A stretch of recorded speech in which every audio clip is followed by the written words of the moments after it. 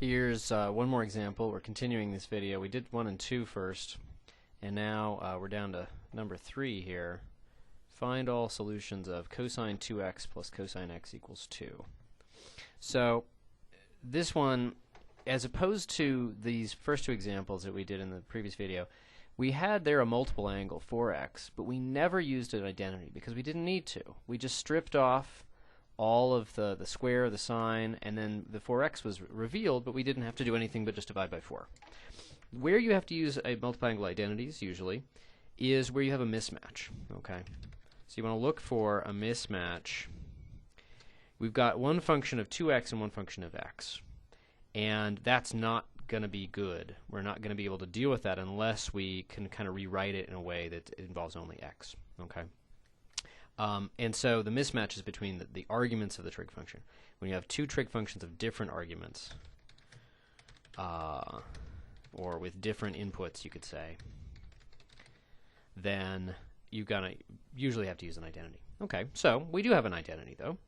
We know that cosine of 2x, there's actually 3 versions. It's cosine squared x minus sine squared x, but it's also 2 cosine squared x minus 1, or 1 minus 2 sine squared x. Those are these other versions you can derive from cosine squared minus sine squared using the Pythagorean identities.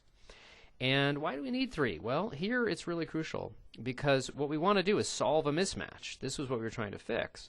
It'd be better if we used this version, because that only involves cosine, and it doesn't involve the sine function. And so that's going to be really useful. So let's go ahead and do that.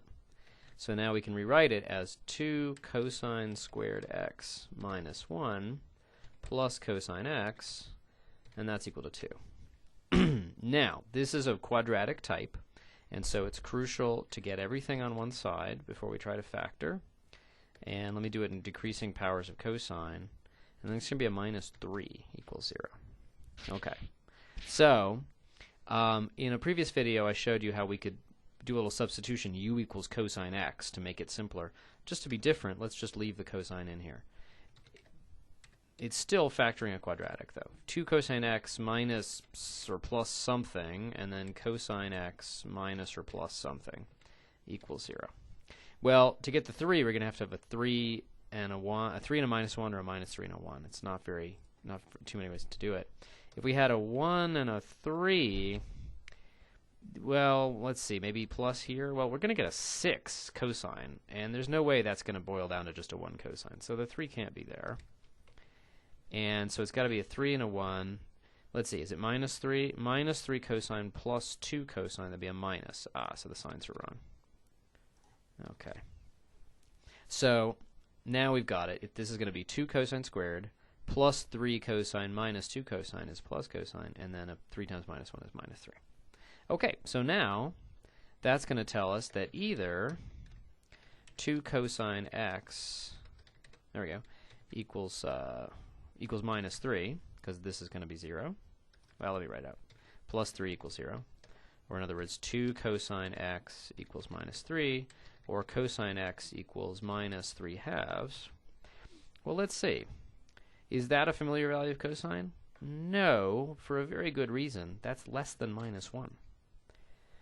So not only is it not a familiar value, it's not even a possible value of cosine. There's no way, there's no mystery angle x so that the cosine is going to be minus 3 halves, because that's outside the range of cosine. Okay, so there's no solution. Let's see. There's no solution from this choice.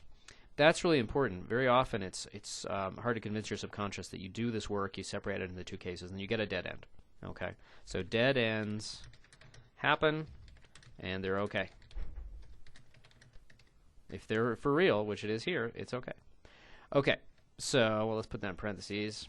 Okay, so either this, or, oops, I don't need a, or cosine x minus 1 equals 0.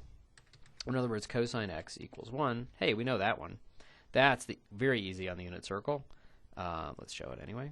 That's where you get 1, 0. I didn't even put in the number here. But that's where cosine x equals 1. It's 0. Okay, let's find that. And so x equals 0. Well, you know what? find all solutions, well, that means we really need 0 plus 2 pi k, or in other words, just 2 pi k. Okay. All the places on all the time trips around the unit circle where you come back to exactly where you started. 0, 2 pi, 4 pi, minus 2 pi, all that stuff. Okay. And so that's going to be, in fact, those are all the solutions. This was a major detour, but in fact, it just said there's no solution. So this is a little bit disappointing. We did a lot of work and we got actually a really simple answer.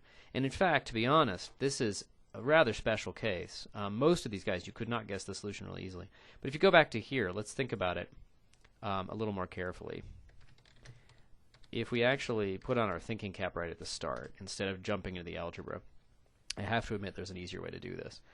The only way you can get 2 out of adding 2 cosine functions, notice there's nothing in front here. There's no amplitudes. This has to be 1 and this has to be 1. That's the only way you're going to get a number as big as 2. For example, if this was 3, it'd just be plain impossible. So that because this is the biggest that the sum of 2 cosines can ever get, they've both got to be 1. And so that immediately gets you down to here. And if cosine x is 1, so that x is 2 pi k, well then 2x is going to be 4 pi k, and cosine 2x is going to be 1 as well. So it's really where the 2 waves represented by cosine 2x and cosine x are at the peak. And they'll come to the peak exactly when cosine x is at a peak. Okay.